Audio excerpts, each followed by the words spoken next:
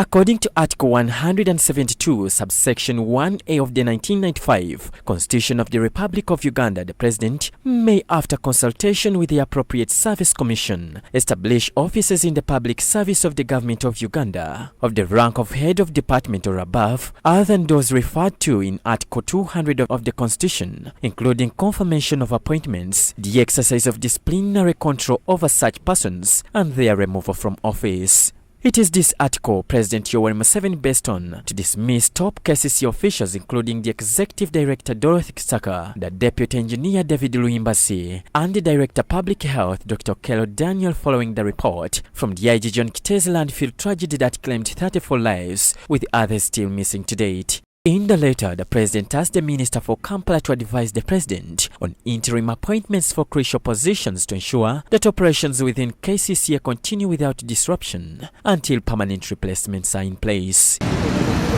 However, addressing journalists in Kampala today, the Kampala Lord Mayor Erias Lukwago revealed a standstill in council business in the absence of the Executive Director, saying the appointments may take longer, yet affecting business. He called for a special sitting of all stakeholders to pave way on what next. We were meant to sit today ahead of some council sittings to have some preparations made, but we are constrained in that regard, given the fact that the Executive Director is central in execution of our business, and as I highlighted earlier, the key facilitator of the State Executive Committee meetings. Lukwago demanded for the amendment of the law regarding the appointment of the Executive Director, saying that they should be competed for rather than being appointed by the President.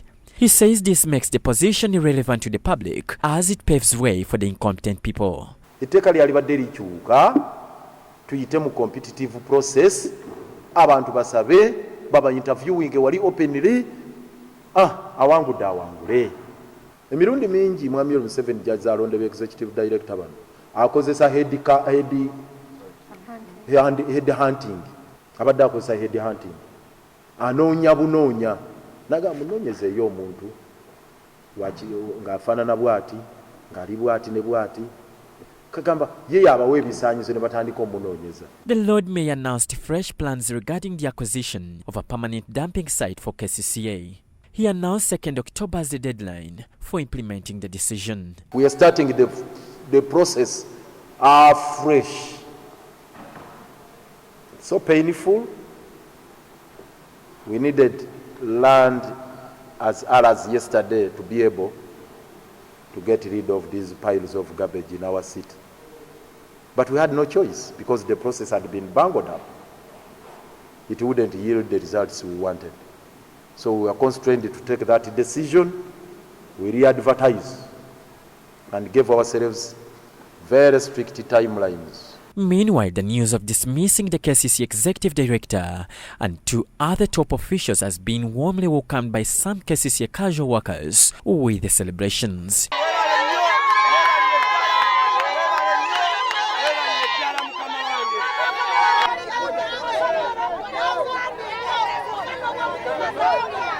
These appreciated President Museveni for the move, recounting the bad days they have seen under the leadership of Dorothy and her team. These cited poor and delayed payments as some of the issues they have and still suffer to date.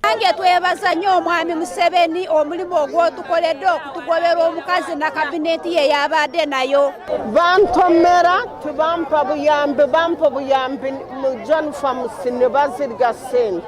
Tubadde twagwamu amaanyi nga tukola nga tetulina amaanyi. Janga okubanja nga tubadde tugira nga tubanja emyezi 6 kwetaano musanvu NSSF yo tumaze emyaka 3. Kati sente zaffe tunazijawa batugoba mu mayumba tukola kasheshe naye sente zaffe tunazijawa. Some raised a number of demands to the President of Uganda and the new Executive Director. Ezo group zaleeta ekibanyabo jawo tuzagala era tusaba director dako asoka atereze ekitongole kya KCCA asoka abakozi babero omuntu ogwo abasasuli embudde Kubira gwatutizawo na ayanyereza nga Jennifer tuba tuwanja n'ekitaffe kyonna goleta abakozi mu kampuni yemu In response, the spokesperson for KCCA, Daniel Muhumza Nuwabini, affirmed to them on how the president has directed for an appointment of an interim leadership which will address all these grievances. The Honorable Minister for Kampala, as directed by the president, is going to decide on the interim leadership. And first on the agenda, the interim leadership, the executive director, director of public health, is to sort any outstanding payments. All the inconveniences that had been there are going to be resolved, and that is the first task the new interim executive is going to handle. John Baptista Humza, Church of Uganda, Family TV News at 8.